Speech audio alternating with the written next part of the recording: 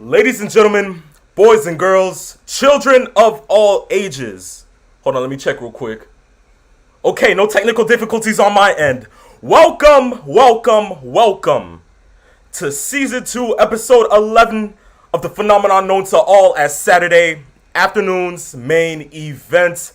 Of course, it's not hard to understand who is actually talking to you right now. It is the phenomenal one. Still don't know who I am? Go back to school, check it out. Probably in the dictionary somewhere under the word phenom. Trust me, I'm being honest with you. Just go ahead and check. But all jokes aside, we're here to go ahead and give you laughs, good times, and all the wrestling news possible. Now, it is with that of course we go ahead and we get into Saturday afternoon's main event with another person, and he is the limousine riding, jet flying, kiss stealing, wheeling dealing son of a gun who also went ahead and actually got a shape up haircut. You already know the man styling and profiling. It is none other than Mr. Peeps Nate. Woo! I'm Let him know. Back here in the building. How you guys doing? I had to get a little bit crispy on that one. Of course, nevertheless, it's always good to go ahead and get crispy, right? Come on now, we all know this.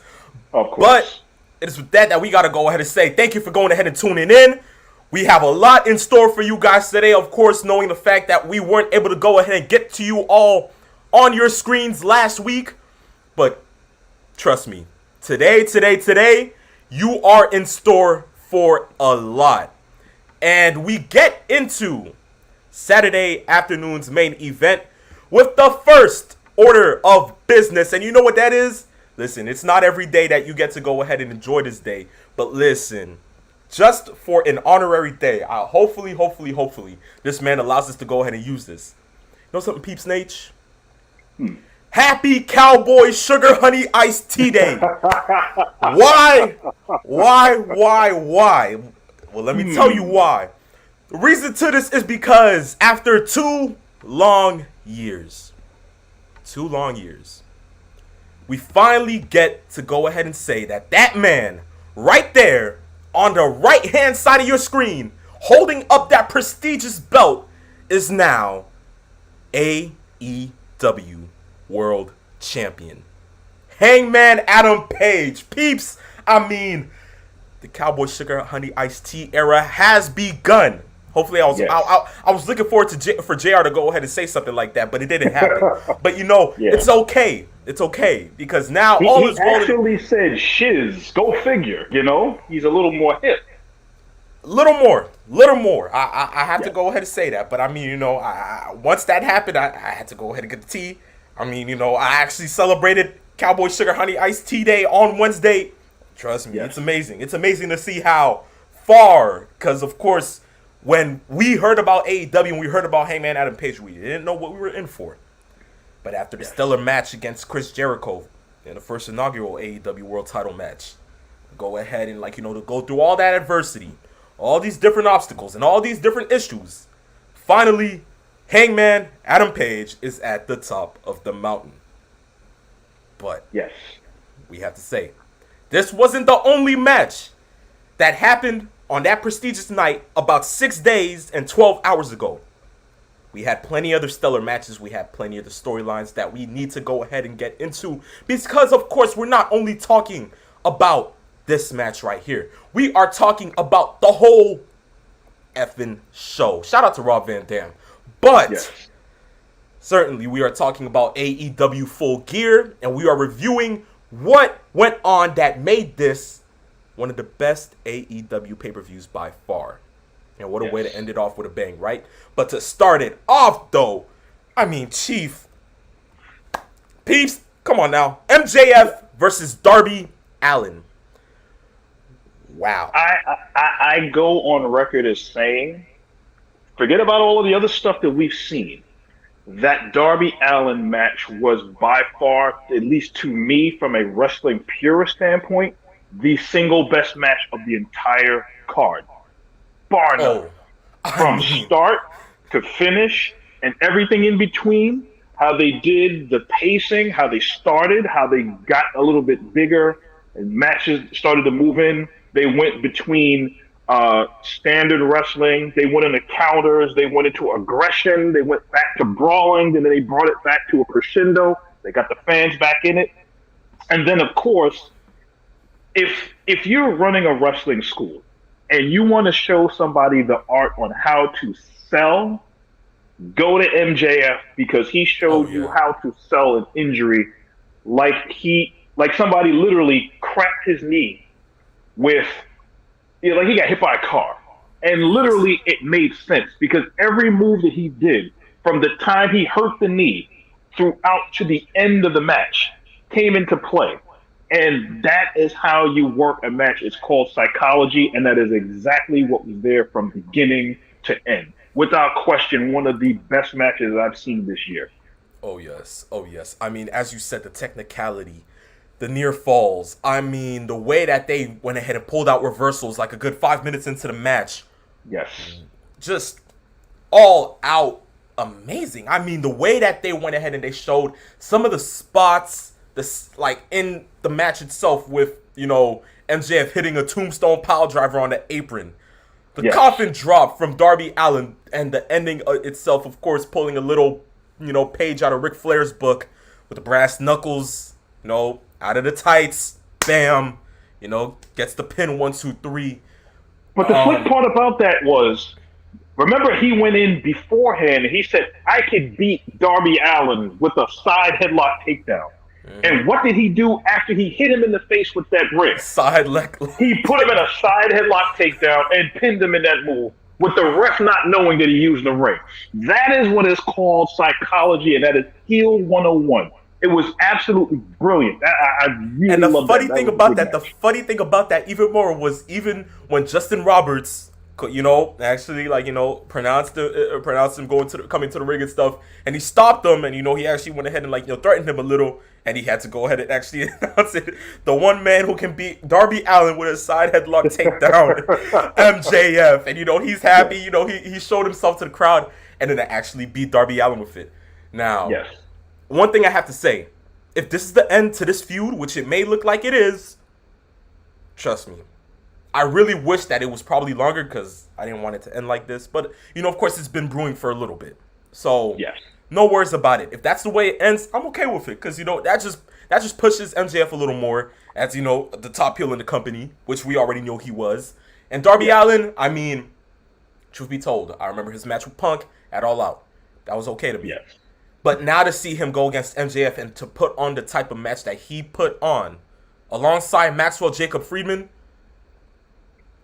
that's not the last that we've seen of Darby Allen. Truth be told, peeps. Of course not. But the match itself, overall, great. Just great. Yes. Just great, I have to say. That was a 5-star match. As many times as we get on Dave Meltzer for having a 9-star match and a 13-star match and all of the other matches that he can seemingly pull out with his rating, that was a 5-star match in my book. That was a really good, really good match. Really good. Oh, yes. Oh, yes. Oh, yes. Next match itself was one that, I enjoyed. I'm not going to lie to you. I enjoyed it. And it's only because Lucha Bros retained. And, since I already said the name, might as well just go ahead and announce the match. It was the Lucha Brothers, Penta El Zero Miedo, and Rey Fenix versus FTR. And you see, I like it. Yes, you already know, peeps. But yes, alongside them, going ahead and going on as their opponents, Dax Harwood and Cash Wheeler, and their manager, one of the original 4 Horsemen, Tully Blanchard. Yes. And, of course, they took the W. Peeps, what did you think of this match? I thought the match was pretty good, considering the fact that in the middle of the match, Dax was knocked out. There was a spot in the match where he literally was knocked unconscious. He didn't know where he was. And the fact that he was able to go through that part of the match and then get back up to speed, knowing that he was not loopy, that goes to show you the professionalism that goes into seeing FTR in a match like this. And I think that when you you looked at the way that the match went, and there was series of moves, counter moves, the way that they went toward the end. This is the reason why FTR, as far as I'm concerned, is the best tag team in AEW. Period. Probably in the entire wrestling business right now. Oh yes. But truth be told, there's plenty of. I mean, the tag team division in AEW, it's getting better. We both know this. Yes, I think that's their actual strength is the tag team division because they have so many tag teams that you can pull from and have matches different every week, and it won't be one of those samey. Well, we'll have the same style. You can pull the Jurassic Express and then put them in there with FTR, and you can have the Lucha Brothers go up against another tag team. They have so many different tag teams that if you have a taste for a particular type of match, you can have it. As I said, there's still some issues that I have with the tag team division, like the refereeing and who's legal and who isn't. But in general, the tag team division is by far much better than a lot of other companies that are out there. Yes, exactly right. But yes, Lucha Brothers take the dub. Still AEW World Tag Team Champions. Hopefully, we'll go ahead and we'll see them go ahead and defend up against many other people. But from the time being, we still have FTR as the AAA Tag Team Champions, which we know will probably be taking off them sooner or later. But that's besides the point, because the next match itself consists of another title. Or should I say, being the contender for a title. And that was the AEW World Title Eliminator Tournament Final. And that consisted of the American Dragon, Bryan Danielson, going up against Miro. Ooh, yes.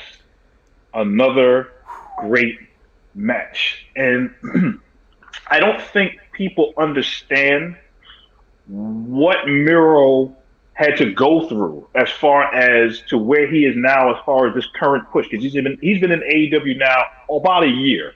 Yeah. And in this short amount of time that he's been in AEW, he's gone from being the person that was shepherded away from Rusev Day to being the best man to being the best God's champion you can have. And looking at how that match went with Bryan Danielson, as I said a couple of weeks ago, Danielson could have a match with a mop, a bag, and 15 people. He's a ring general. It would be a 5-star match. And this is literally what happened, except Miro was the stalwart that he has been. Yes. And I hope that at some point I get to see an AEW world title run out of this guy, because literally he has become that good. And Danielson just proved the type of match that they had. They beat the hell out of each other, literally, for 15 minutes. That was a really good physical match that could have gone on in New Japan, MLW, All Japan back in the day, in the territory. That was a good match. That was a very good match, back and forth. I really enjoyed that. The ending, to have Bryan Danielson win off a technical submission. Yes. Wow. That right there, amazing.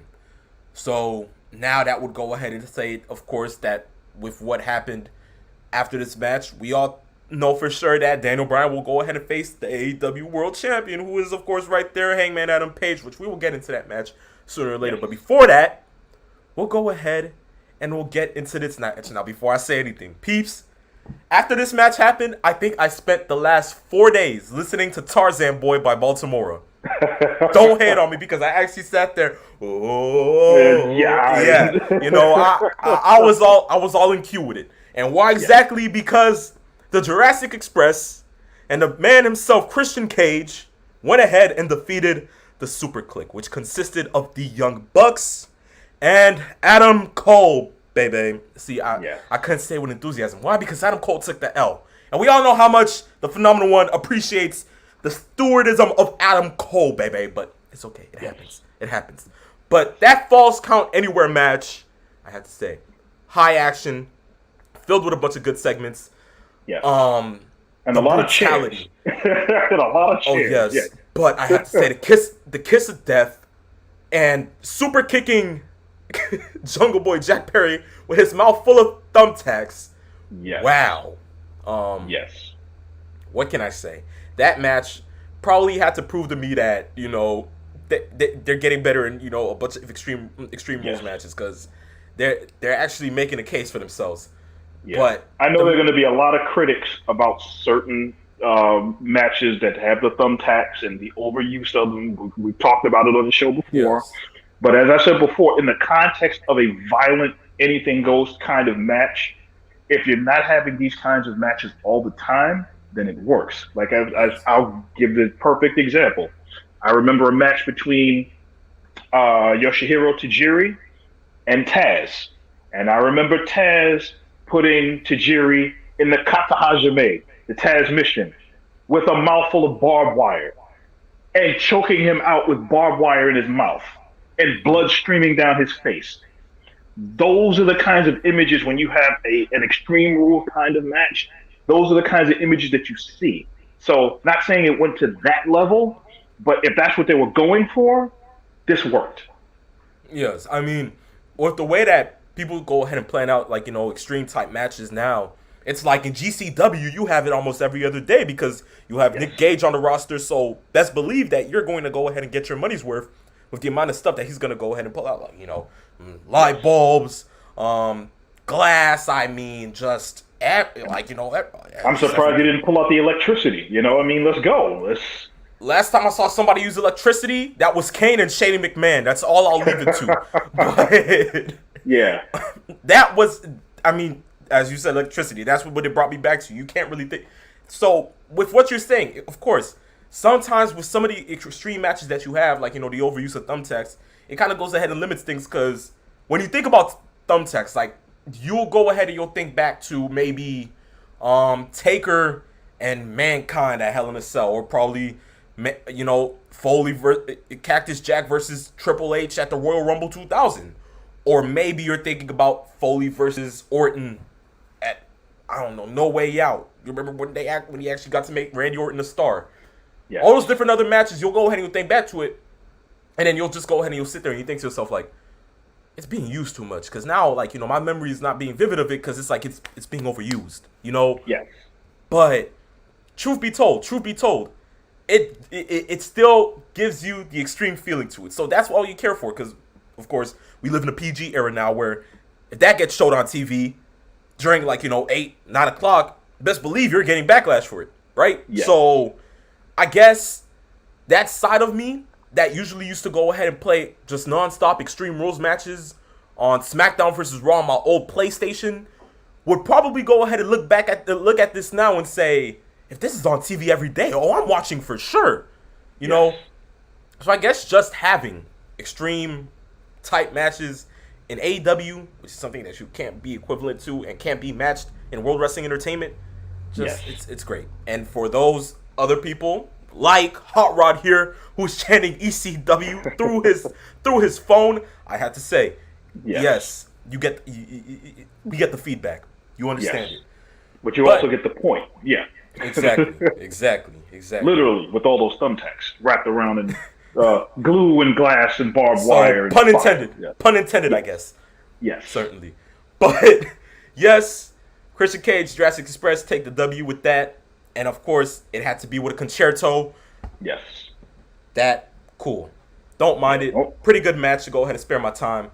Next match, though. My only thing is with a concerto is if you use a concerto on somebody, they should be out at least a couple of weeks to sell. Because let's really be honest, something like that, you shouldn't be able to come back on television like 3 days later. I mean, but or 5 hours after the show, or like a good hour after, Exactly. Make the at least he didn't go to a medical facility.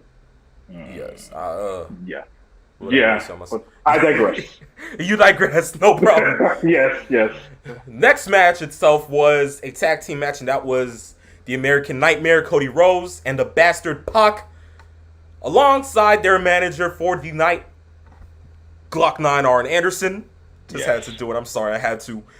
And they went against Malachi Black and Andrade El Idolo. Yes. Of course, Cody Rhodes and Pac took the W, but high-paced match. Really easily to go ahead and define everything. The storytelling was pretty good itself also. What do you think of it, peeps?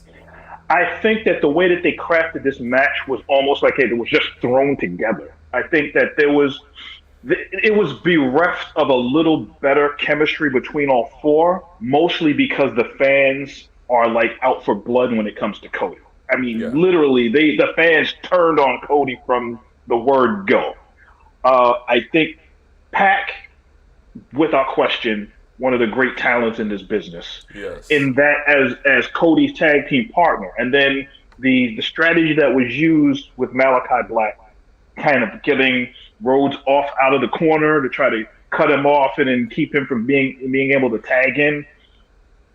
I think that this was a really good match. The part that I thought was interesting was if we would have thought that the entire cutting of, let's say, Ric Flair, and some of the other people that could have been involved signing with AEW, if it would have happened, there was a spot in the match where Arn Anderson went after Andrade's manager, like chased him and kept popping him with the left hand and popping him with the left hand. If the Ric Flair thing didn't happen, I am almost thoroughly convinced that Flair would have been managing Andrade El Idolo. And I think that would have been another dynamic in there. But we will never know because of the things that happened afterwards. But that being said, for what the match did, it was okay. I liked it, but it wasn't great per se, for me anyway. Understandable. With that, I have to say that the Ric Flair theory itself, I stand by it also. Truth be told.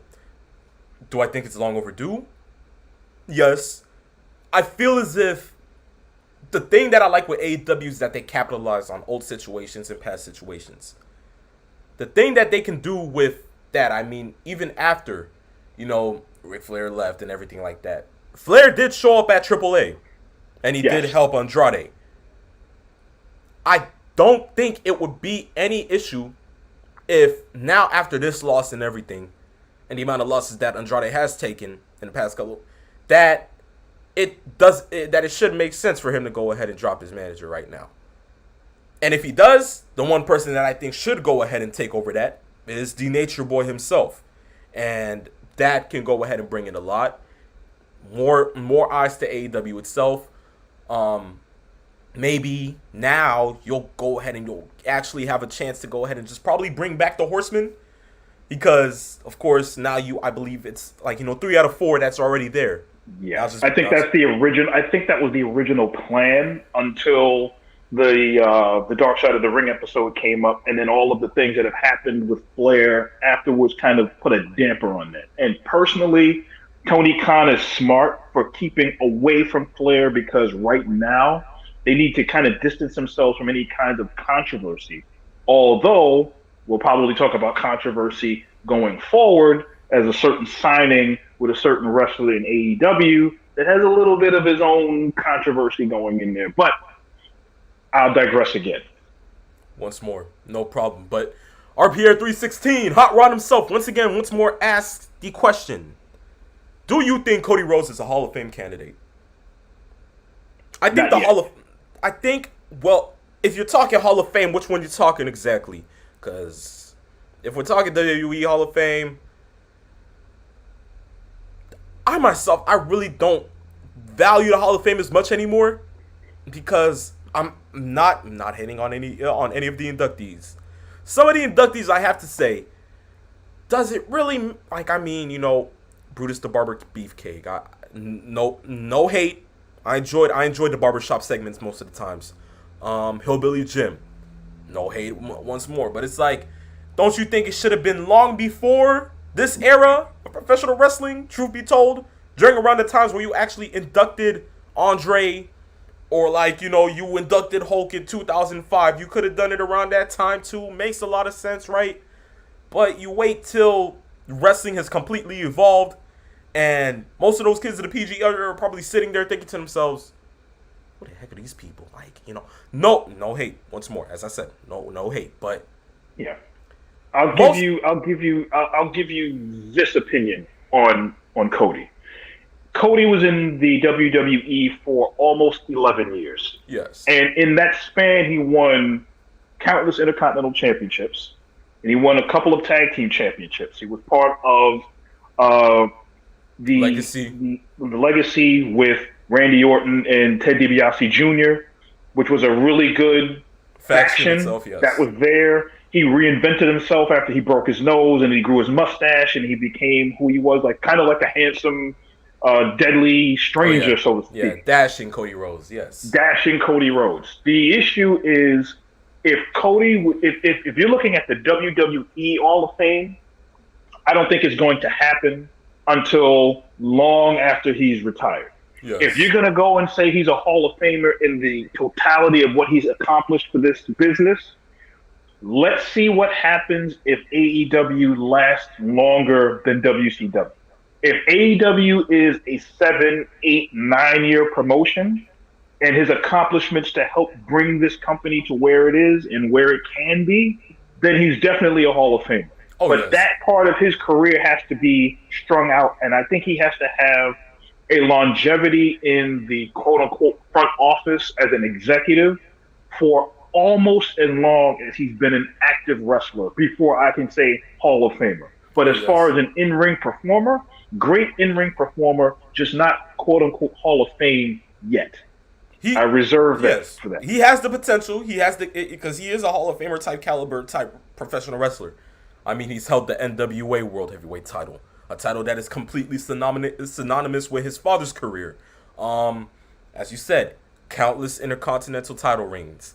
The one thing that I feel is if it's WWE, as you said, it's gonna take long for that.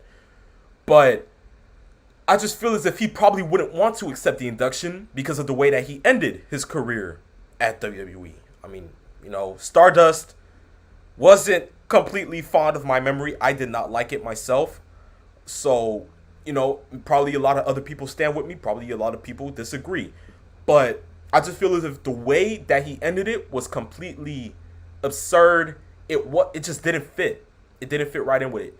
And his character at that time was completely stale, in my mind, in my opinion. So I just feel as if he probably wouldn't want to. And the countless, times of having to see him do what he has to do, in the AEW ring compared to the amount of limits that he got at WWE, you can completely see that he feels better where he's at compared to what he was doing before. And not to say anything, because as I said, Legacy, probably one of the best factions around the modern era and the PG era of WWE. Now, professional wrestling Hall of Fame wise, the dude sold out a pay-per-view that got built up, I think, 2-3 months? Sold it out. People actually bought it on pay-per-view. And come on, he proved Dave Meltzer wrong. That itself deserves a Hall of Fame induction. But as you said, if AEW can at least stay afloat for another 5-6 years, Cody Rhodes deserves his place in the Pro Wrestling Hall of Fame. Yes, and it has to be of that longevity there. The last thing I'll say about it is that the longevity has to be there, but there's this perception in the business, for those that know who Cody is, what he's done in the business, is that he is either trying to be his father, the late Dusty Rhodes, or thinks that he is like him or can surpass him. I think that if he is himself, and the knock, I think, on Cody, and at least from what I've read in certain wrestling forums and from hearing people on other shows, etc., is that Cody thinks higher of himself than he actually is. Yeah. When you do what you've done up to this point, you're probably going to have a lot of ego and positive thought processes of who you are, etc. He's an executive now. He's doing things outside of the wrestling business to try to get his legacy, if you will, fixed up and set. So I think he still has time in the business. He isn't even 40 years old yet. So he still has some time to stretch all of this out and see what his final footnote will be in his contribution to the business. And for what he's done right now, AEW is in part his brainchild. A good chunk of it is his brainchild. Yes. The success of AEW will then be the legacy of what happens with him going forward. But it certainly will be something to look forward to in the next couple of years. Correct. That's right. Good question from, Hot Rod himself. But from there, as we move into the next match, all I have to say is that you couldn't go ahead and guess anything more of this match. We already knew what the outcome was going to be. I myself already knew what the outcome was going to be because no one, and I mean no one, Mr. Peeps Nate, sizes up against Dr. Britt Baker, DMD. Yes. Truth be told. And as for what I said in that little promo that I just cut, you can already guess what the match is. And it's Dr. Britt Baker against Ty Conti for the AEW Women's World Title. What did you think of that, Peeps? I thought it was a decent match. I think Britt Baker did everything that she could to kind of shepherd the match along with certain spots in there. Ty tried her best to kind of keep up with her. There were spots in the match where she looked sometimes lost. Other parts in the match where she really kept up and did a great job, and then she was able to sell being hurt going during the latter part of the match. And there were a couple of spots where you thought Ty would actually win this championship match. Yes. So she did the job in that sense, that she looked later on in the match, as the match went on, toward the latter, I'd say the last 2 or 3 minutes, Yes. looking like she might actually win, but eventually it didn't happen, and fell victim to the lockjaw, and that was the end of the match. And I think that Ty Conti, with more seasoning, and she's going to show that she's getting better. She's looking, I think she's starting to grab a connection with the fans a little bit. I don't think the fans are all the way there yet, but she will continue to improve, I hope, and improve because, as I've said before, the women's division in AEW is probably its low point in the sense that it's not up to par fully with the rest of the promotion as far as where it should be. And there are stars in the women's division, but in totality, it just needs a little more oomph, so to speak, to get the women's division up and get them to a position where they need to be. And lately, it's starting to improve, and that's where we're starting to see a lot of improvement in the women's division. It's not there yet, but it's getting there. It's getting I there. think. Yes. But of course, one question: do you think that Dr. Britt Baker, DMD, will hold the title for a year? Of course, it's been a couple of months now. You believe it's going to hit a year? Well, considering they have now a TBS Women's Championship there, I think it's safe to say that the A championship between the women will be that AEW World's Women's Championship. And then when you figure out what they do, because we know that starting next year, all of the AEW programming will be shifting to TBS. We will see what they do as far as how they book this women's championship for this TBS tournament as it reaches its final, whenever it's able to get there. But I think that going in the direction that they're going right now, I think that to say that she's going to be the champion for the foreseeable future is probably not that far-fetched of a guess. She is right now the star of that division. Oh, yes. So, from that, we'll go ahead and move on to the next match, which was shorter by 4 minutes, but somehow, some way, proved to be probably the biggest storyline type match in AEW history. Now, I have to say, before we get into it, the next 2 matches on this card were great, and they were great to the extent that they show tributes to a man that lost his life on that exact same day, and that is Mr. Eddie Guerrero. Viva la raza. But this match, of course, is the first match that we're going to talk about, and that is the best in the world, CM Punk versus Eddie Kingston. Peeps, what are your thoughts? Okay. You heard me earlier say that the first match between Darby Allen and you know who yours truly, MJF, that was the best match of the entire card. CM Punk, Eddie Kingston was by far the best brawl because that was a fist fight, that was a brawl, that was, as JR would say, a Donnybrook, slobber knocker, any adjective that you can come up with to describe what that match was. CM Punk had, when he usually comes out for a match, usually he's out on the stage, he looks at his fake watch and says it's clobbering time. There was none of that. Why? Because it was believable in the sense that they do not like each other. Music plays. He didn't stop to genuflect for the fans, get high fives. He came down the ring, down the ramp. He got to the ring. He got in Eddie Kingston's face. And the first thing that happened when the bell rang, a spinning back fist that floored CM Punk. And that was the whole tone for the entire match, or fight, so to speak. That was how you book a fight, a feud, a grudge match, whatever you want to call it. That is how you book it. They beat each other from the beginning to the middle to the end.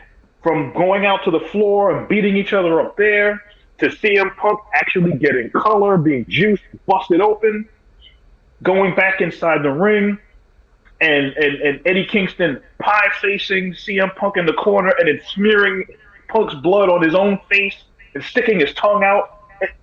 Everything about this match screamed, this could have been a main event of any other show. The way that they fought each other. That was a really good fight. Yes, and I mean, of course, CM Punk came away with the win. But I have to say, peeps, jokingly, do you now believe that Eddie Kingston does not deserve to be put on Dark Elevation? I think he's slightly better than Dark Elevation. Just slightly. No, but certainly. I actually saw a video on YouTube. I think it's about a year old, just a couple days ago, of Eddie Kingston cutting a promo on a chocolate chip cookie. I kid you not. He was sitting in, I guess they were doing a promo class and trying to show people how to do a promo. And he sat down and he cut a promo on a chocolate chip cookie about how chocolatey and delicious it is. And I feel sad because it's not time to eat you yet.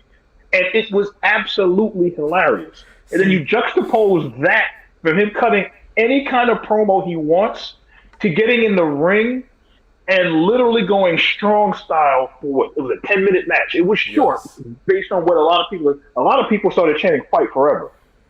That was a fight, and I think the time of that match was perfect. They didn't need to go so long in that match because they were beating the hell out of each other for the entire time. Exactly. But it was perfect. And speaking of promos, I mean, I guess you could say he probably got it from Mr. Iron Sheik himself.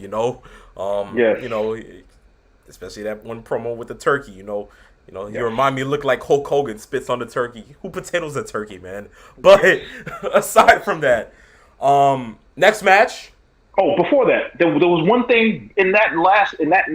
The last thing I'll say about it, there was a spot in the match that people either they saw it or might have heard about. The CM Punk did after he got busted open, as he got in and he got a couple of his comeback started.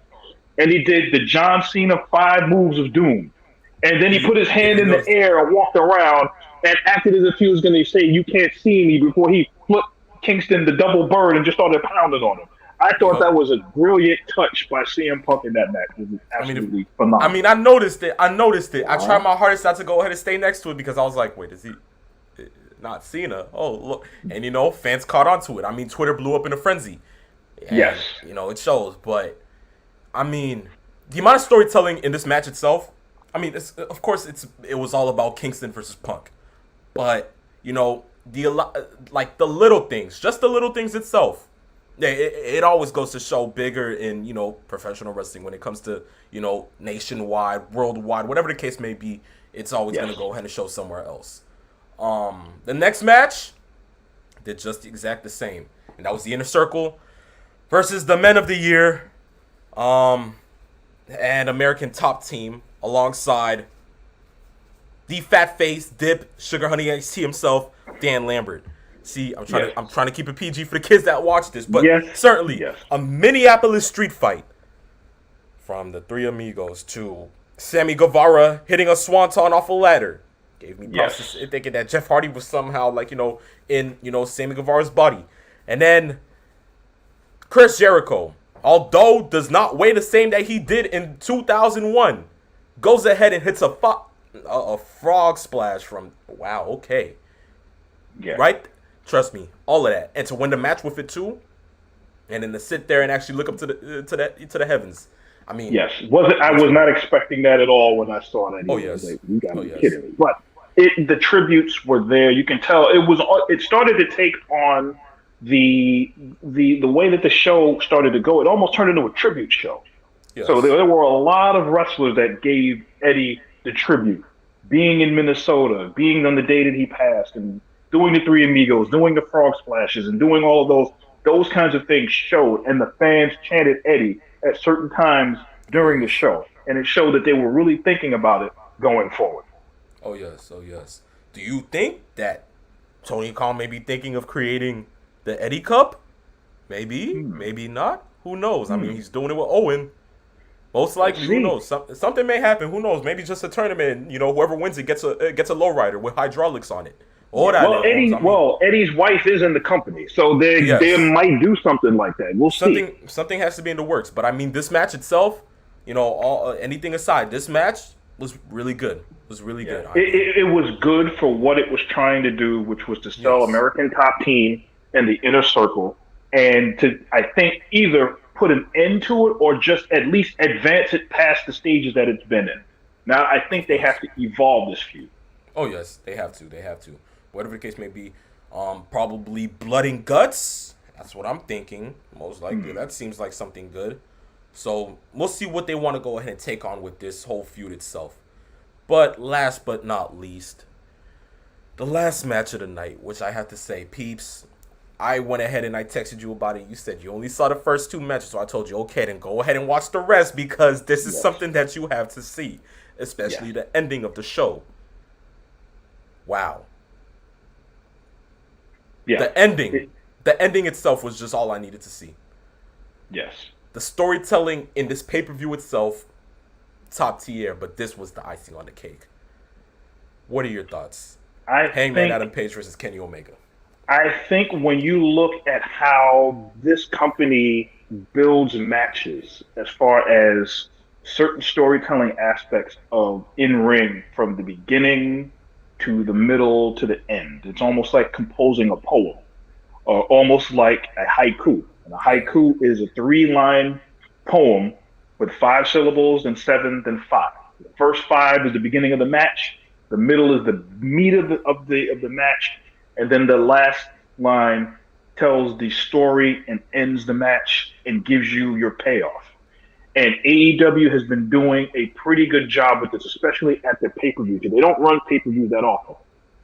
They have shown between Double or Nothing and then Revolution that they did before, and now with Full Gear, when they have a match with a payoff like this, which has been looked at, as you stated, this storyline itself with Hangman Adam Aloysius Page is what I like to call him, is it's the payoff that was 2 years going from Page being Yes. in, like you said, the first championship encounter for the AEW championship to his friendship with Kenny Omega and them winning the AEW Tag Team Championship, to the dissension between the two of them, to then them losing the belts and Kenny Omega moving away from that team. And then you have Hangman Page kind of doubting himself and, burying himself in the bottom of a bottle and then losing matches and then losing self-doubt and then having to take time off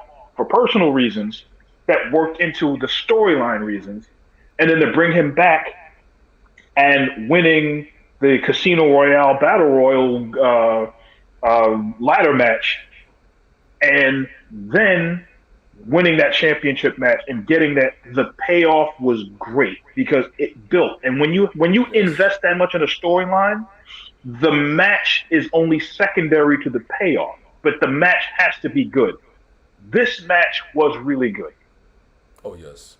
Oh yes. It couldn't go ahead and say anything better. And I mean, as I said, I pointed this out to you like, the day after, which was the way that they implemented the Young Bucks into this.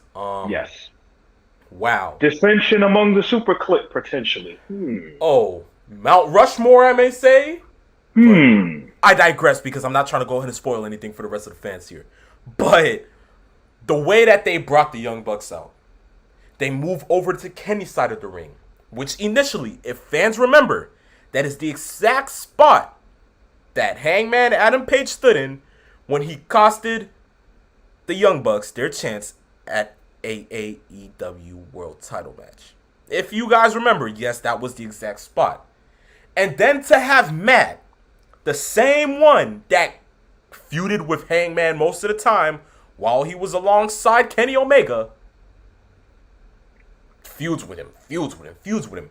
But finally, on this day itself, moves over to Hangman's side. As he's about to go ahead and hit that lariat, looks at him, has a look of despair, nods in conceding. And all it cuts to is that lariat. 1, 2, 3. Yes. You can't make this up, peeps. Wow. Yes. You cannot make it up. Yes. That right there is what? 2 years of storytelling? All within 30 seconds of a match. Yes. To end the feud and just uplift the rest of the wrestling community. How? Yes. Just how? Yes. Tony Khan isn't human. I'll just say it now. This man was anointed by one of the wrestling gods, I may say, to go ahead and come down onto this God's green earth and give wrestling fans what they exactly needed. That was something that was needed. Yes. I didn't think he surrounded himself with people that would pick apart certain things, because as a wrestling fan, all you want is things to make sense so that there's a commonality between why everybody's doing everything. Or as Arn Anderson would say, bring it to a point of why the match and the feud makes money.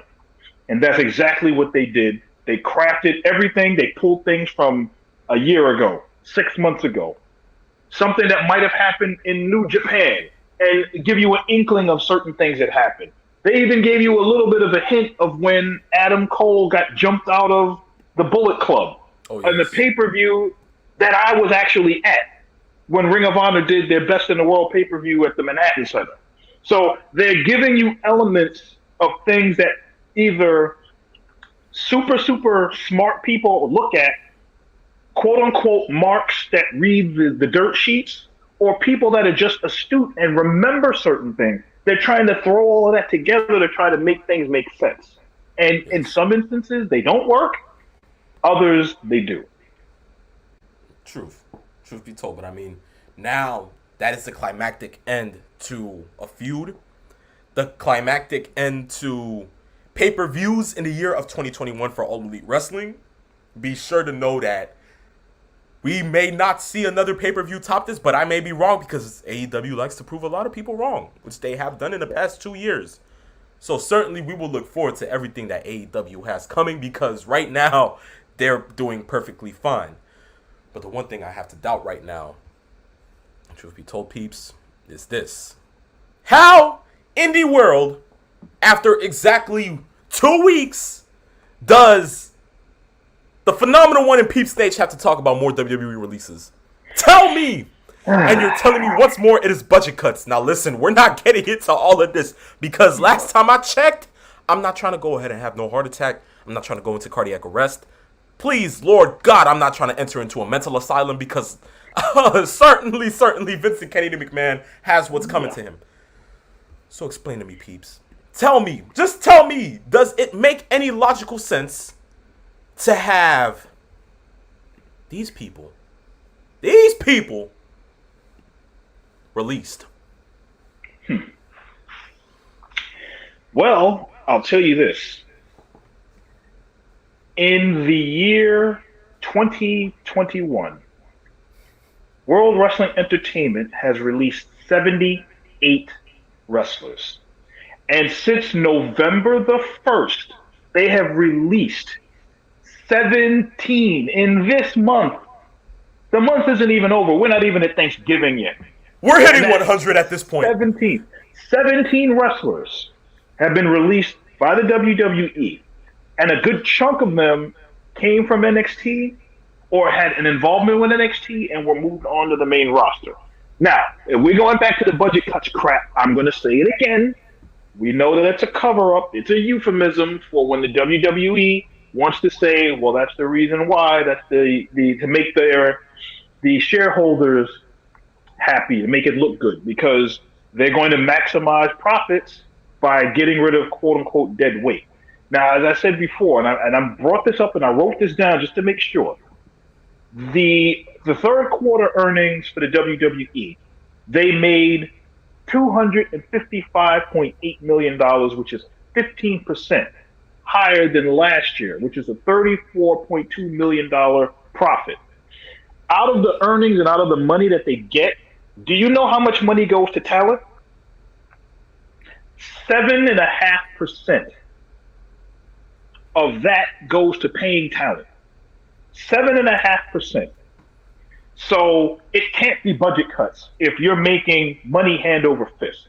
And when you are going to release Hit Row, John Morrison, you're going to release Tegan Knox, who, by the way, has been brought up from NXT, has suffered through 3 injuries, 2 torn ACLs, and going through all of this, Drake Maverick, Shane Thorne, and Jackson Riker. Now, Jackson Riker, I think we both kind of knew he was on his way out anyway. Yeah.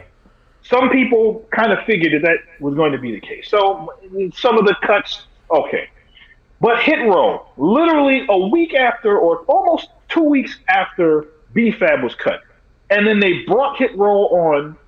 Hit Row had not even had a match.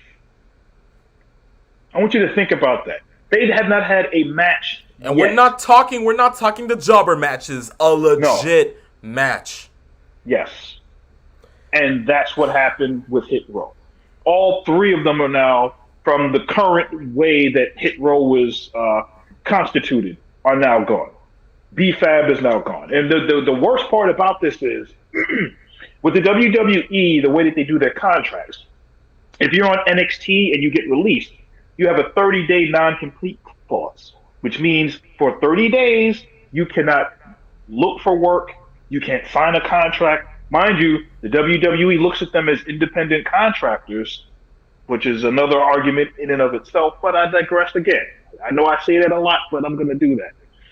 And knowing that you are in, first of all, a pandemic where it's very hard to get employment, and we talked about a couple weeks ago, Ring of Honor releasing all of their wrestlers out of their current contracts. So now you have less options for certain wrestlers to get exposure and get paid. Of course. But the guys that you talked about that are going to be the stars of your company, the ones that you say are going to be the stars of tomorrow, you're getting rid of them. Now, if the edict from Vince McMahon, who, let's really be honest, he's the guy that's behind all of this, because nothing happens without Vince's okay and blessing on top of.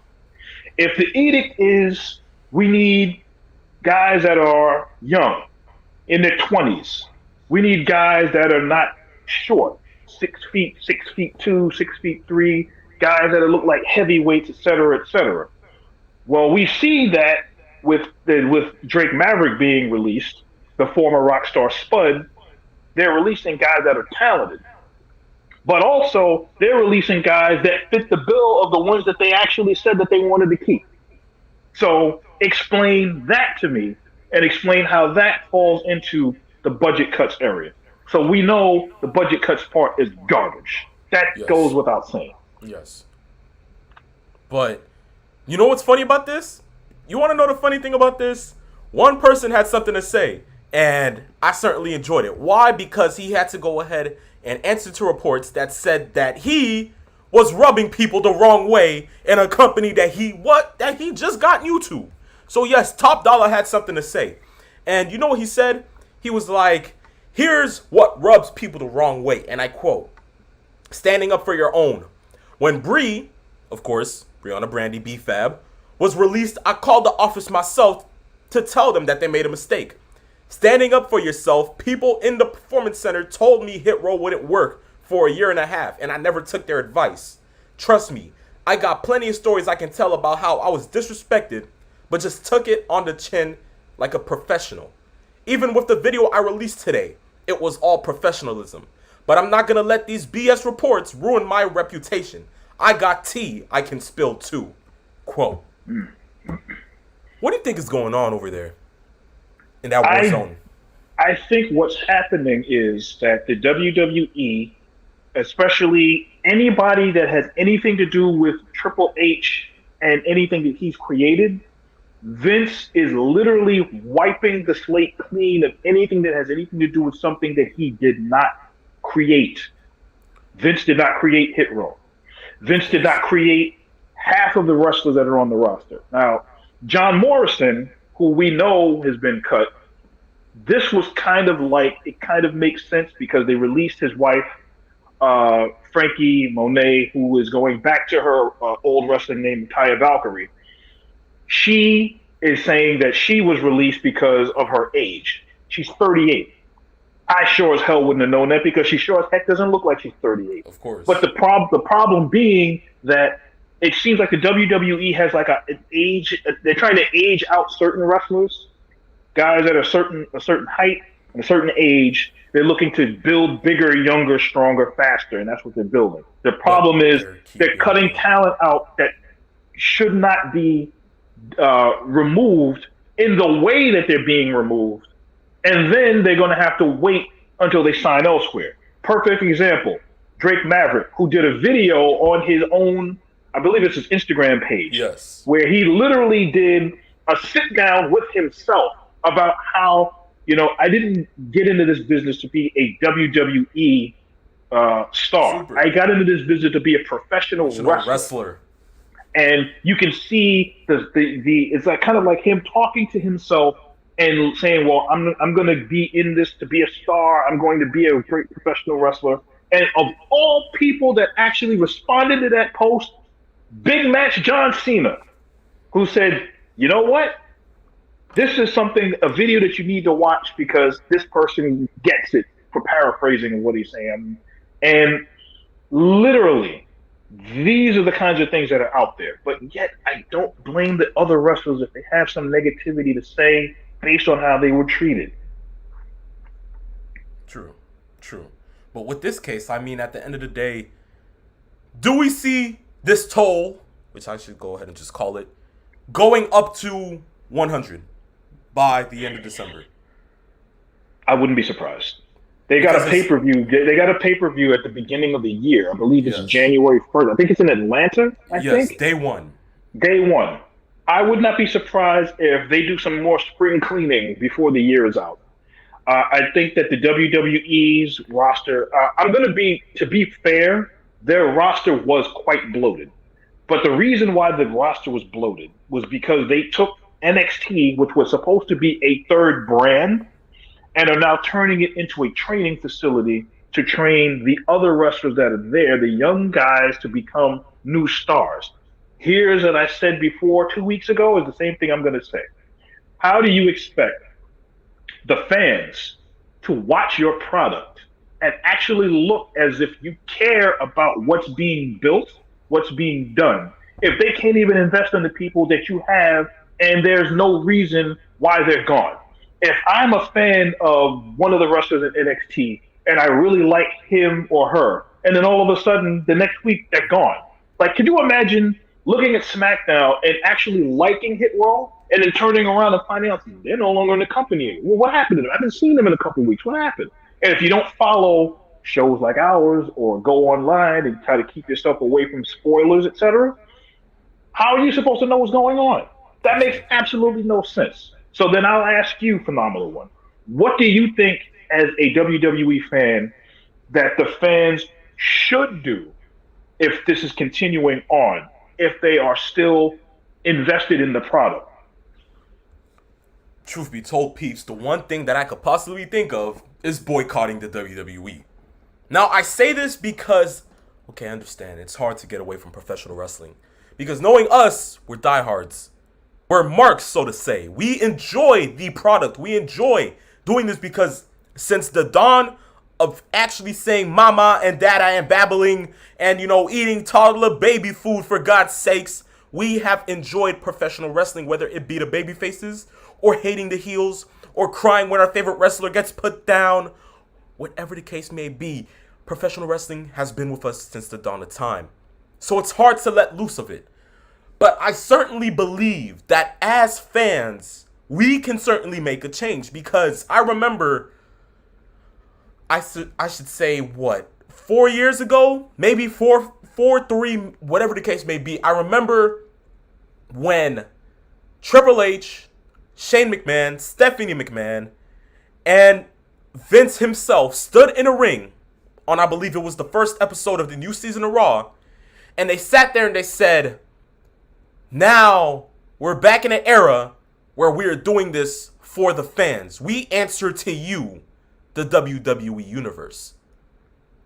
You know how powerful that was, because now at that point we felt as if we were getting a change, because in that same week, creative changed, where we had Paul Heyman take over SmackDown creative and Bischoff take over creative for Raw. 3 months later, we hear that they got released from their jobs of doing that. So Paul went back to being an on-screen talent and Bischoff was removed from the company once more. Okay, cool, whatever, but we still have AJ Styles on SmackDown feuding with Randy Orton. We still have some of the good names from NXT actually making a name for themselves on Raw. Business is booming, in the words of Hurt Business. But now, in this era right now, what do we have coming for WWE? Nothing. They get rid of Adam Cole. Gargano and Ciampa are still on NXT, which now I believe NXT is completely absurd because I do not watch that on Tuesdays. I sit there and I completely am oblivious to it. I find something else to do on my Tuesday nights instead of watching NXT. Many other people do. Do I blame them? No, because just like me, I find nothing in NXT no longer. Raw is no longer a flagship show. We went from being happy, and for us kids that would actually sit there on Mondays and say to ourselves, you know something, we have school the next day. And to actually argue with our parents saying, Mom, Dad, let me stay up for Raw. Because Raw was actually a show that you would look forward to. Raw was a show that you didn't care if legends were going to pop up on that day, if they already announced it, or if they said it was going to be a special episode, or something would have happened. You did not care what would happen because Raw was Raw. We're in the year 2021, where now people don't look at Raw. People will go ahead and sit there and watch Raw highlights. People will go ahead and sit there and say, you know something, let me read the dirt sheet. What's going to happen tonight? Or they'll just say, screw Raw, I'm only watching SmackDown. Which is no problem because now a lot of people are turning their heads to SmackDown, which I feel was really overrated. But you gotta notice that there's an issue because a couple of weeks back, Roman Reigns was not on SmackDown and ratings took a flop. So to say that SmackDown is better than Raw, that's not the case. Roman Reigns is better than Raw because at the end of the day, if Roman doesn't show up on a show, there is no ratings for SmackDown. You can size up any other person on any other roster. You put in Roman Reigns, mega boom. You don't have Roman Reigns, let's just say that right now the only reason that SmackDown is getting ratings is because of Roman Reigns. We all know this. It's not hard to say. So you have to notice that there's an issue there. If it's only one wrestler holding up your ratings and still finding a way to make you revenue and profit in that case, then World Wrestling Entertainment is doing something wrong. So I've proven these cases, but now to go ahead and figure out the situation and how to handle it, us as fans, we have to go ahead and say that they have to stop with the BS. They have to stop with the countless times of budget cuts, which we are, as you said, is not the case. We have to show them that as fans, if you do not want to tend to us like you said that you would 4 years ago on national television, then we won't tend to you. The t-shirts won't sell. Tickets won't sell. Travel packages, to hell with them. Television will turn it off and we'll turn to the other mega wrestling promotion that is already on right now. Magazines, if you still have them, we won't tend to them. Your new movies with your in your WWE studios, we won't tend to them. Straight up, nothing about WWE should be tend to. You hear about a WWE superstar on The Tonight Show with Jimmy Fallon or on Stephen Colbert. Truth be told, I actually watched that segment with Roman Reigns, so I'm completely bad-mouthing myself right now. But the point is that we have to remove ourselves from WWE. If we can do that and show them that we are no longer around that station where we can say, you know something, we're still fans. Nevertheless, they're running us into the ground and they're running their company down the drain, but we still love them. No. I watched this interview with Paul Heyman the other day, and he said that he enjoys AEW. And the reason for that is because he says that it reminds him of ECW. Without ECW, would we get extreme matches in WWE or WWF at the time? Most likely not. ECW pushed WWE to do something revolutionary, something different, something a little more edgier, something not suitable for just the PG audience. They tended more to a older audience. He likes AEW because AEW is doing the same. And when you make Vince McMahon intimidated, he's going to go ahead and turn himself around. So AEW is working their part because, of course, when AEW started saying curse words on national television, what did WWE do? Did the same. But I know that the turning point would have to be fans of World Wrestling Entertainment turning away from WWE. Whether it be not going to the next pay-per-view, which I know probably Survivor Series a lot of people want to go to because it's Survivor Series, but I'm talking day one. Don't show up to that. Peacock, you want to watch something on that Sunday night? Watch a movie. Watch the next Halloween movie or something that probably came out. Whatever the case may be. Watch a whole marathon of Def Comedy Jam, for God's sakes. Do something other than going ahead and watching that pay-per-view. Just work something out to the point where you're turning your head away from Vincent Kennedy McMahon. Because as long as you can do that, he will certainly be pissed off. He will certainly get his panties in a twist. And he will certainly say to himself, this isn't good shit. We got to go ahead and turn ourselves around. You know, we got to go ahead and flip a maneuver. Like, what are we doing here? We have to go ahead and bring ourselves back to the point where we were before, which actually made them want to be around us.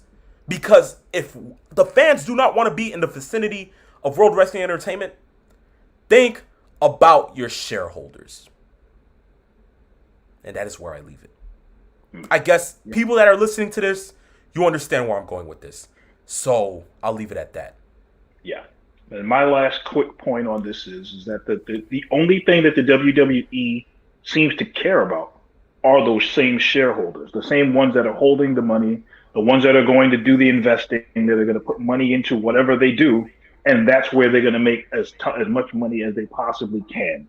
So if it's just to the duty of the shareholders that's what it is, then you as a wrestling fan that consumes this content have to wonder, what is the value of your time to this product, your investment, your level of investment?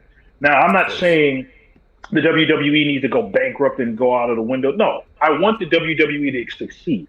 I want all wrestling promotions to succeed. Because let's really be honest, this form of entertainment is something that is completely different from a lot of other forms of entertainment and things that are out there that people watch, that people enjoy. And if the WWE is going to continue to be the shepherd of what wrestling is supposed to be, even though I say that lightly because lately they've had nothing to do with wrestling and it's been more sports entertainment. I hate that expression, but it is what it is. Looking at it right from this standpoint, the only way that you're going to make a difference is with your wallet. And if that is the case, and it's something that I was looking at as far as ticket sales for the Survivor Series, there were, up until earlier in the week, there were still 6,000 tickets available for a major WWE pay-per-view in Brooklyn, New York. That's saying something. Exactly. So I guess the revolution has started and the seeds have been planted. The ball is in WWE's court, and we want to see what they're going to go ahead and do next. But speaking on Survivor Series, we'll get into that soon. But next, of course, we would go ahead and talk about Daniel Bryanson turning heel in MJF versus CM Punk. But before we do that, of course, peeps, what would Saturday afternoon's main event be without the questions? Yeah. So, let's get into it. First one comes from Foley is God, and he says, I rue the day budget cuts were created. We do not blame you. God bless your soul. Yes. Lord have mercy. God bless your soul. You've hit it right on the marker. Yes, we all do. Next one comes from Doctor of Thugonomics, and he says, "What's up with Survivor Series not being the most talked about pay-per-view?" As you just stated, Peeps Nate, they have just a couple of days back, you noticed that 6,000 tickets haven't been sold. So what's up with it? Well, I think I just stated it clearly, but it's sad to think that one of the 4 major pay-per-views of this company isn't being talked about this much. Storylines aren't making sense, as I probably may have added, earlier, 2 weeks back. Most of the matches you're not really looking forward to, probably about 1 or 2. And I just heard that they implemented a battle royal in honor of the Great One. Is anybody looking forward to that? Peeps, can you answer that question? I'll answer it with 3 words. It's an afterthought. The entire pay-per-view was booked on Twitter and Facebook and Instagram. They usually, to build up any interest for these matches, they usually will have qualifying matches. Who's going to be part of the team? Who's going to be the captain? There is no intrigue, because just 2 weeks before the pay-per-view, they decided to show, oh, here's Raw's Survivor Series team. Oh, here's SmackDown Survivor Series team. A couple of years ago, it wasn't that long or that far-fetched to think that NXT would have their own members. If you remember, Keith Lee was part of one of the Survivor Series teams while he was in NXT, and showed that he could actually, could show that he could hang with the main roster. Of course. You don't have that intrigue anymore, because the WWE, more so Vince, doesn't look at the NXT roster as anything other than a bunch of puppies. They're young kids. You have a lot of puppies available and a couple of pit bulls that are standing around in the kennel waiting to be put down, because that's literally what's happening right now. And if you're going to look at it from the standpoint of your major 4 pay-per-views that the WWE has been doing as their major 4 since 1987, between the Survivor Series, the Royal Rumble, WrestleMania, and SummerSlam, one of those 4 has now been neutered. Why has it been neutered? Because they've given no attention to it. And they think that because of the WWE, and we just tell you, Survivor Series, Brooklyn, New York, week of Thanksgiving, you'll go out and see it. Guess what? It's not happening like that. First of all, there's more to watch. There are more ways to watch. That's why they have YouTube clips and Instagram clips and other clips that you can find on different sites and different places that you can get your content on your phone or your tablet or on your computer, or on your television, wherever you are, and you don't have to look at the entire show. So now, when you start to hear about, well, what happened? Oh, wait a minute. Survivor Series is this week? I didn't know that. No one cares, because they didn't promote this thing. This is so very uncharacteristic of the WWE to not promote a major pay-per-view. Doesn't make any sense to me. Likewise. So, Dr. Okay, rant over. You digress. Yeah. Makes sense. Yeah. So, Dr. Thugonomics, thank you for that question. The next question comes from In Tunny We Trust. Another he good one. Creative is finding a good way of building Charlotte versus Becky, but they could have capitalized on opportunities a little better. He's not wrong. He is not wrong. I mean, for right now, for what that match is, as I said, there's only about 2 matches that you're probably looking forward to on that card. This is one of them. Why? Because, of course, there's the personal background and the personal history behind these 2 women. And the building up, not bad. Not too shabby. But there are instances, there are places where you could have actually used much better opportunities to maybe build up this match. This match right here could probably have been your main event to Survivor Series. I'm not going to lie to you. Peeps, what are your thoughts? Oh, yeah. Without question. But it was not only was it built wrong, it was also built in a way that everybody thought that this superseded, they hate each other's guts. You want to know something? I don't think that half of that is the truth. What I think it is that creative might have leaked, or somebody might have leaked how they feel in the locker room through to the dirt sheets, to the other websites, to try to build intrigue, because it works. Because now every other wrestler that's there that are making comments about how much they don't get along are starting to go on social media and they're starting to chirp and they're starting to say things. And, oh, this person tweeted that. That person said something over there. And it's starting to look less like two people that were friends that hate each other's guts and more like a carefully crafted building of a match being done by working the fans and working the media into something that it really isn't. And it could have been done in a great way, but I think now that we're seeing it the way it is, it could have been done much better and in a different way. Of course. But it is with that we leave with these 3 questions of Saturday afternoon's main event. Guys, as you see, we enjoy it. Of course, when Peeps Nate has to digress on some of these questions, he has to. But listen, the questions are intriguing. Continue on with them. Right there, our IG. DM us the questions. We're glad, we're happy to answer them. At Saturday afternoons _ main event. You want to hit us up on Twitter for those questions? Right there too. At Saturday Main. Not hard. Easy. Click of a button. Listen, this is not 1985. This is 2021. At a click of a button, you can just send us a question, and it will be featured here on Saturday afternoon's main event. So once more, try to keep it clean, please. Yes, remember this is a PG show, okay? Listen, we try our hardest. Also, cooperate with us at Saturday afternoons _ main event. Yes. With that, we get into the next topic of business, and that is AEW Dynamite this past week. So, of course, with the crowning of a new AEW World Champion comes the next challenger. And once more, he turns heel. Yes. One thing about this is that I'm happy that he turned heel because it gives me throwbacks to the old Bryan Danielson. The one that actually dictates being vegan. The one that actually shaves his beard off to the point where he does look like the flying goat. The one man that I think probably carried WWE towards 2011, 2012 until after he lost to Sheamus at Mania in 18 seconds. This guy right here. That one was a tough pill to swallow, but I was kind of happy because it was Sheamus.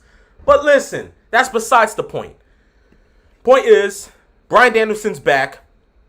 The American Dragon is back with a vengeance. Peeps, now this right here, I have to say, says enough. The promo that he cut, the shots that he took. Remember? Oh, yes.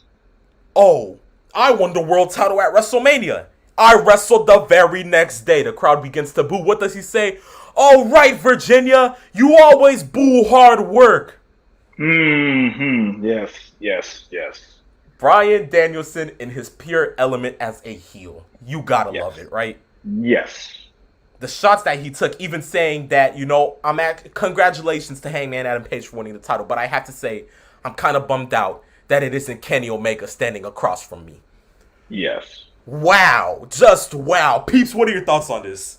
I really enjoyed it. First of all, it caught me by surprise because, let's really be honest, he hadn't shown any heel tendencies in the previous couple of weeks.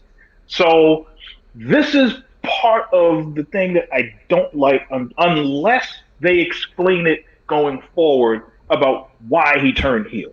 Because it all of a sudden just comes out as, oh, he's a heel now. He was a face just last week. There has to be some sort of a compelling storyline that makes sense. And if they continue to go on this whole line of, well, I was expecting something different. I don't respect you. You're not the champ. I'm shocked that you won the match. Those kinds of things. And then he continues to go on this route. It will explain a lot. But it comes across for a lot of people as, wow, that just came out of nowhere. But I do thoroughly enjoy a heel Bryan Danielson. Heel Bryan Danielson is great. Yes. And I've seen him as a heel even before when he was before the WWE, and even when he was in Japan and when he was in Ring of Honor. So we know he can do it, and he can do it well. Now we'll see where it goes as this evolutionary part of it, because AEW kind of needs more heels now, and we need more challengers for the new AEW World Champion. Yes, exactly right. Hangman Aloysius Page. But that wasn't the only thing that happened, because of course, on this same episode, we get to see a glimpse into the future. And exactly what I'm talking about right now is these two possibly having a match in the next couple of months at an AEW pay-per-view. The climactic end to something that can presumably be MJF's dream fantasy, facing his biggest idol. Now, many times before, I've seen documentaries, I've seen videos that come across MJF and his gloried picture with the best in the world that is standing across from him in this picture right here, CM Punk. And he says that he idolized Punk so much that he tried to mimic some of his promos. He tries to go ahead and be like him because for the sheer fact that growing up, this was the only wrestler that mattered to him. On his promo on Dynamite, he sat there and he said that no one in that locker room is better than him. And they know it. Of course, due to his punchline. But instantly, Cult of Personality comes on the speakers in Virginia, and we get a look at this right here. Peeps, what are your thoughts on this presumable match? Without question, MJF and CM Punk, after Punk came down the ramp and got in the ring and looked at him, and then just turned his back on him and walked right out. Words did not, they weren't necessary. Didn't need words. And that was perfect because as far as I'm concerned, MJF is this generation's Roddy Piper. Yes. And as far as I look at people cutting promos, that's exactly what it was. And in that brief amount of time that we saw them in the ring, you already saw 3 or 4 or 5 matches between the two of these guys, how they can go ahead and do this. And the preview to this was the promo work that CM Punk did with Eddie Kingston. So now you have CM Punk, who we know can cut the diamond promo. We also know that MJF is literally a prodigy when it comes to cutting promos and staying in kayfabe. And literally, this man cut promo on his mother and father just 2 weeks ago about he called them every name unimaginable by cutting a promo on a podcast on his parents. That should tell you the dedication that MJF has to being a heel. And to bring that into this kind of it was just a 15, 20-second stare off. You could feel something kind of a little bubble guts, if you will, between the two. I think that this is where we're going as far as the next program between MJF and somebody on his way to getting that eventual AEW main event slot for the World Championship. They're gonna have to meet. They're gonna have to collide. And even if they don't do it tomorrow, next week, or whenever, the germination is there. The seeds have been planted. Yes, certainly. I mean, do you see this match being somewhat of a trilogy? I could see it as a trilogy. I could also see it as a potential AEW World Championship feud down the road. But I think that what's happening is that this is going to be something that's going to happen relatively soon. I don't think this is going to be one of those on the cusp kind of things, but you've got the germination of MJF on the mic and in the ring, CM Punk on the mic and in the ring, and they're going to cut promos against each other, and that's going to be promo school. That's what I'm waiting for. And then the match will take care of itself. Yes. But of course, with this being the last part of this segment itself, we look forward to this. And the only thing I think I have good to say about this is that, truth be told, somebody that we love, that has been in the business for a long time, is about to hit a career milestone. And that is the legend killer himself, the self-proclaimed Viper, the man that has somehow stayed in my mind as somewhat not much being a heel, even though I hated him as a heel most of my time. Randy Orton is about to go for his 15th Survivor Series pay-per-view.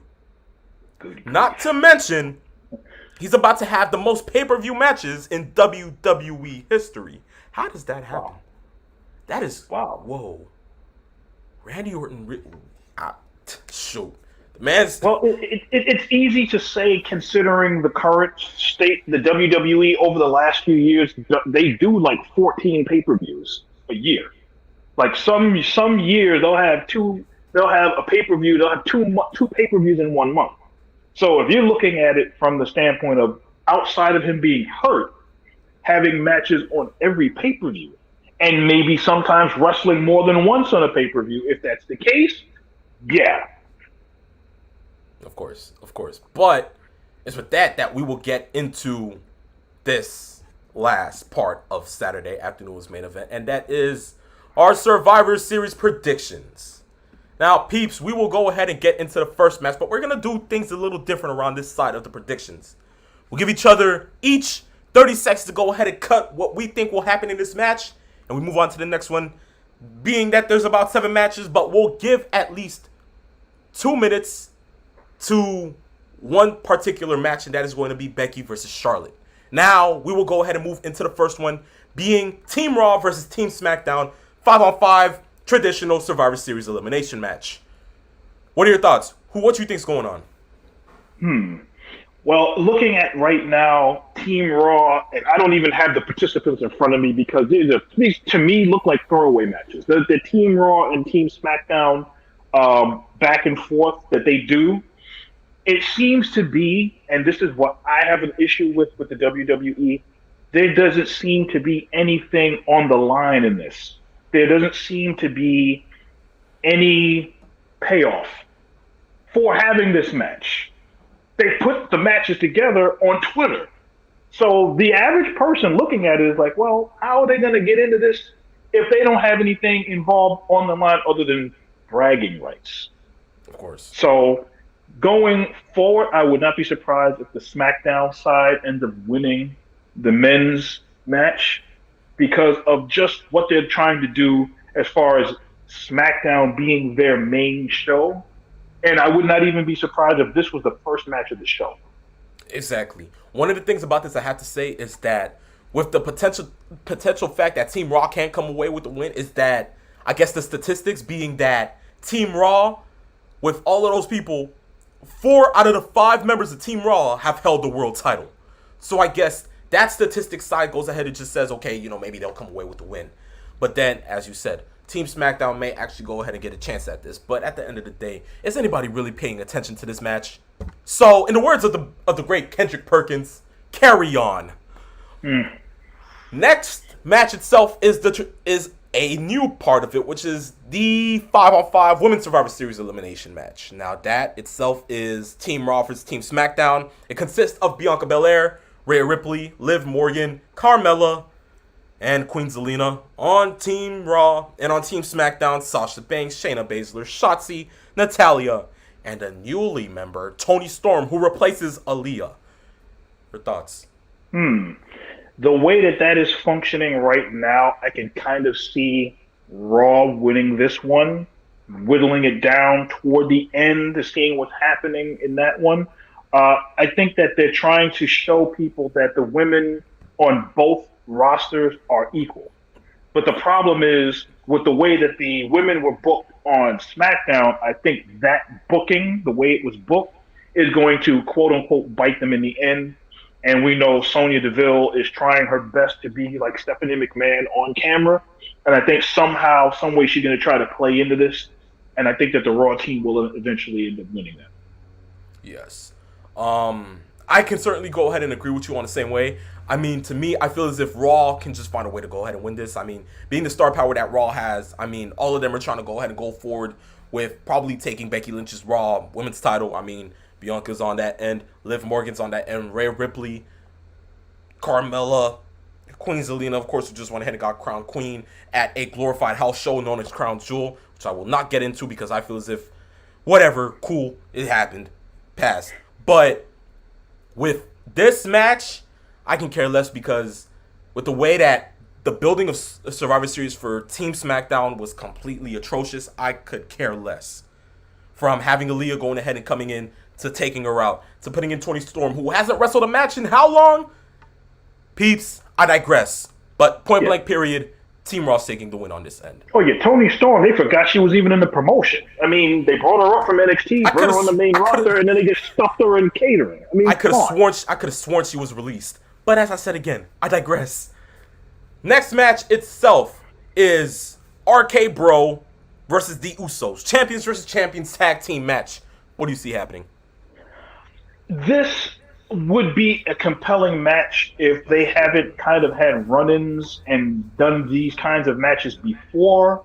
And basically, because this is pay-per-view, I have a feeling that Orton and Matt Riddle will win this match. Due to the fact that, although it's the Survivor Series, and this is one of those things where the Usos, they come across as they're going to win their matches on SmackDown to try to make Roman Reigns happy, but I actually don't see Randy Orton and RK Bro losing this match unless they're trying to kind of signal that break that they're trying to do, what they've been teasing between Orton and Riddle, arguing back and forth because Riddle is too whatever that they're trying to get at.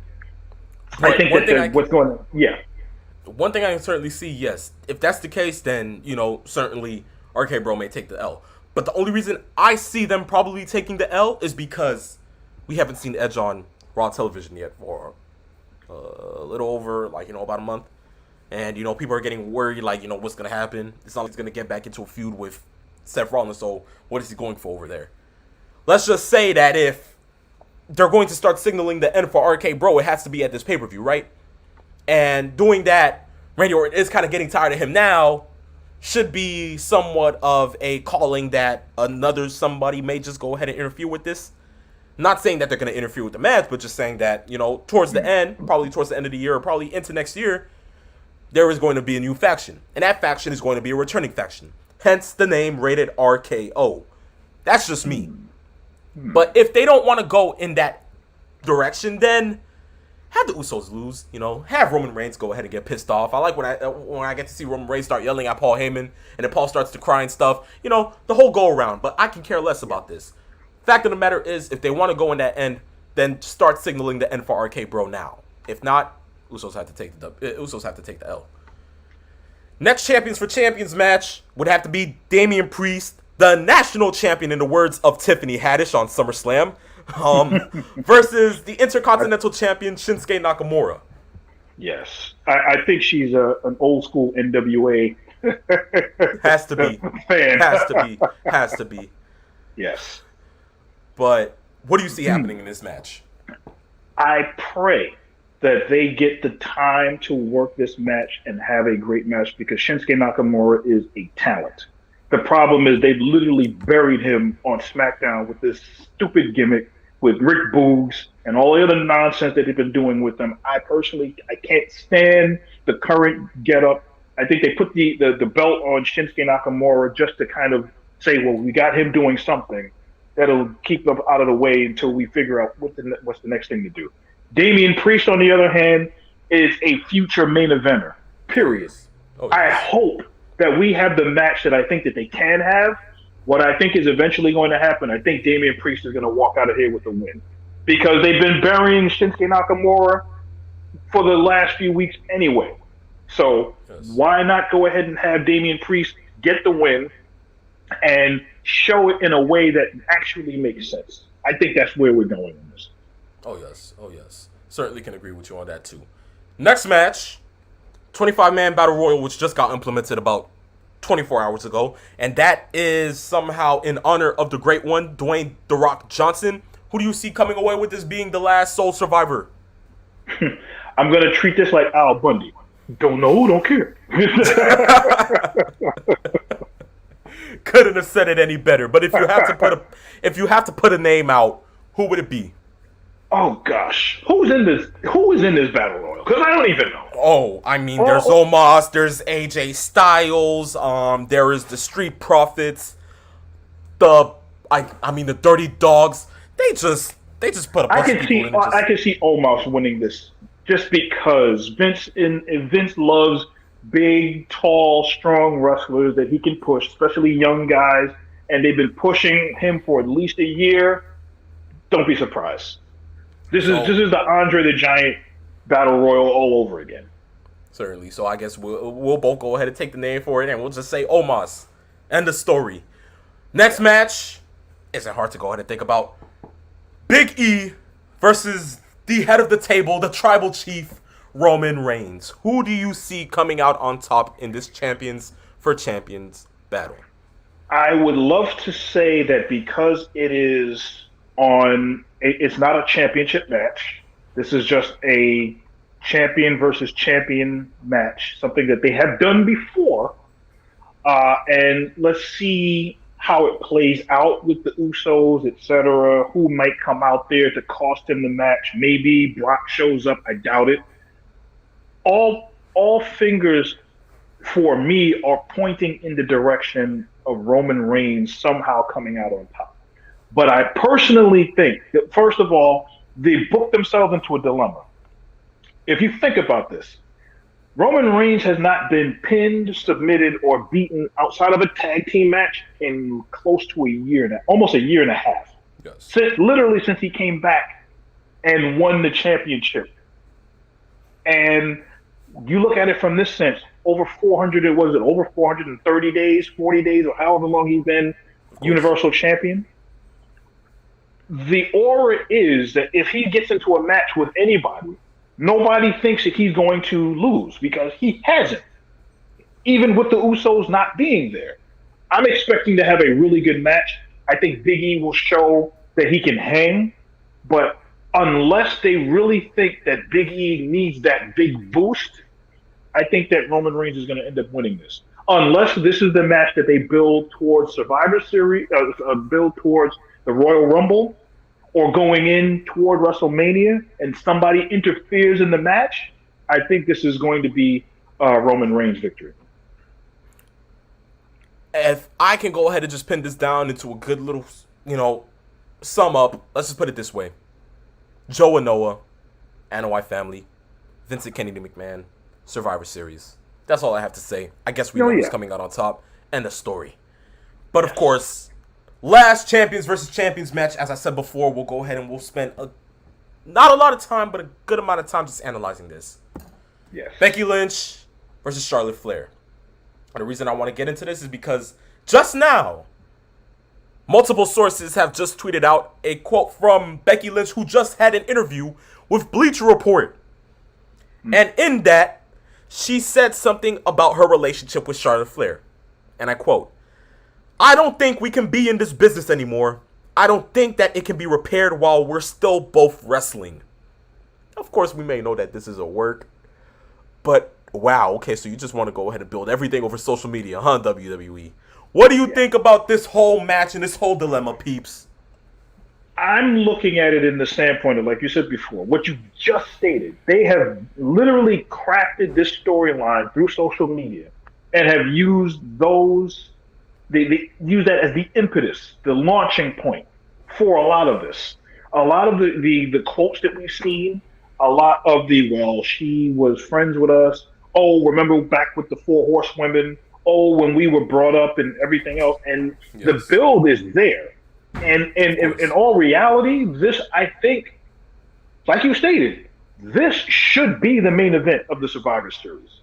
As far as if you're going to go between Big E and Roman Reigns and then the Charlotte and Becky Lynch, just based on the drama that's involved and all of the personal, quote-unquote, personal stuff that's going on through this. I think that there is enough intrigue and interest in this particular match that they can literally go ahead and tear the house down. I firmly believe that with all the drama that's involved behind the scenes that is being perceived, they can go in a number of ways with this and then have them wrestle each other this one time and then kind of not wrestle each other again for quite some time, but still chirp about each other subtly on social media through, oh, well, she's on Raw. Oh, I heard that so-and-so was saying things. Oh, I heard on SmackDown that so-and-so. And they can do this to keep that in the mind's eye when they don't face each other for another couple of months or whatever is the case. But I think this has enough build that this can actually be a really good match. And I have a feeling some way, somehow, that Becky Lynch is actually going to get the victory in this match. Wow. So, point blank period. How long you think this match is lasting? I think this is a good 15-minute match. I think that they're going to literally go as well as they can with this. And I think based on who we can talk about, well, Charlotte is this and Charlotte is that. I have a feeling that the company believes that Becky in ring makes much more sense to go over than Charlotte, and it won't hurt Charlotte if she loses this match. Just based on the conversations going back and forth. So, I guess I can go ahead and side with you on this. I mean, with the amount of heat that Charlotte is getting back, backstage and stuff like that. If it's a work or not, we still don't know. That's the thing about professional wrestling. I think most of this is most of it has to be a work. Some of it may be so in real life happening, but yes, most of it is a work just to go ahead and probably get pay-per-view buys or, the Peacock Network buys. Let's just put it that way. Yeah. But don't take that away from the fact that we still can't go ahead and doubt Becky Lynch. I mean, most likely this has to be the way that she has to be the underdog in this. Last time we got to go ahead and see Becky Lynch and Charlotte Flair in the ring in New York City. This was about 2 years ago in a WrestleMania that most people didn't go ahead and look forward to going ahead and watching the main event for, because of course it didn't really matter to them and they were already tired inside the arena, or probably just didn't worry about it on television itself too, which I was one of those people. But nevertheless, I guess with implementing what happened on that SmackDown and putting on those little segments, whether it be Twitter fingers and just going back and forth on social media, to having other, I guess, wrestling news stations going ahead and saying, we just got news about this, that's happening backstage, or Sonya Deville wants to go ahead and pick a fight with Charlotte Flair too, or, this or that, and it just goes, vice versa all around. Yes, they built the matchup somewhat good, which is why you just noted back to what I said about it having to be the main event, which I can stand by perfectly. But it just all goes around to saying what's going to happen next after. But nevertheless, I really do feel that Becky Lynch's walking away would win.